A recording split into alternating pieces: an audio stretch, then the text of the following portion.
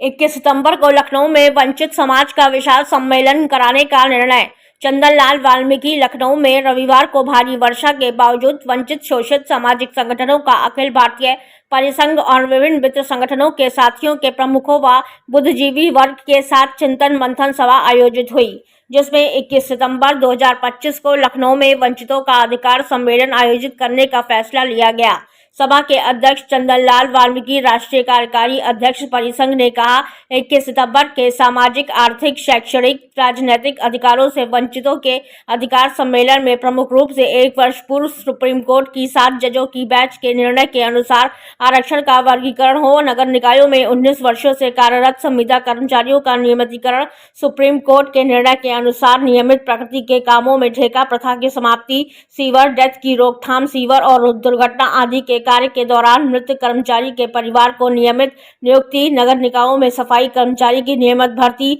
उत्तर प्रदेश के अनुसूचित जातियों में सफाई पेशा समाज की वाल्मीकि, हेला, डोम, डुमार, बसोर, थरकार, बासाफोर, थरखार, लालबेगी, घसिया, भुइया, भुइयार आदि की जनगणना ठीक उसी प्रकार हो जिस प्रकार चमार, जाटव, धुसिया, झांसिया जातियां एक वर्ग में है। मित्र संगठन के सभी प्रमुख सम्मेलन के संयोजक मंडल में रहेंगे। सभा में मुख्य वक्ता राजू प्रधान, वाल्मीकि राष्ट्रीय प्रमुख महासचिव अखिल भारतीय सफाई कर्मचारी कल्याण संघ ने कहा कि 21 सितंबर के सम्मेलन को सफल बनाने के लिए प्रदेश की विभिन्न निकायों में भ्रमण किया जाएगा। रामकुमार बागी ने कहा, परिसंघ की अच्छी सोच है कि समान विचार के संगठन के लोगों के साथ लिया जाएगा। परिसंघ के राष्ट्रीय प्रवक्ता महेंद्र गौतम ने कहा, सफाई पेशा समाज के लोगों की समस्याएं बढ़ रही है, यह सम्मेलन मील का पत्थर साबित होगा। चिंतन मैं जनपद मेरठ में अनुसूचित जाति मोर्चा भारतीय जनता पार्टी का जिलाध्यक्ष हूँ। पूर्व में वहाँ सदस्य जिला पंचायत और जिला योजना समिति का मेंबर भी रहा हूँ।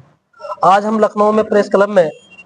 वंचित शोषित अखिल भारतीय संघों का परिसंघ के कार्यकारी अध्यक्ष आदरणीय चंदनलाल वाल्मीकि जी के नेतृत्व में एवं समान विचार वाले संगठन को आज हम लोगों ने एक विचार मंथन सभा का आयोजन किया गया है, जिसमें 1 अगस्त 2024 को माननीय सर्वोच्च न्यायालय ने यह आदेश दिया था कि अनुसूचित जाति वर्ग की उपजातियों को आरक्षण का लाभ 1% भी नहीं मिल पा रहा, जिसमें विशेषकर वाल्मीकि समाज है, हेला समाज है, डोमार समाज है, तमाम बहुत सारे विभिन्न विचारधारा वाले दलों ने। तो आज ये जो आपकी मीटिंग हुई है, क्या निर्णय निकला और क्या कहना चाहेंगे मीडिया से? मैं अपने सभी साथियों का, जो हमारे मित्र संगठन के लोग आए हैं, उनका धन्यवाद दूंगा कि इस भारी वर्षा में भी आज लखनऊ के प्रेस क्लब में इकट्ठे हुए हैं। और कई संगठन के साथियों से यही विचार निकल के आया है कि जो हमारी सबसे 1 अगस्त को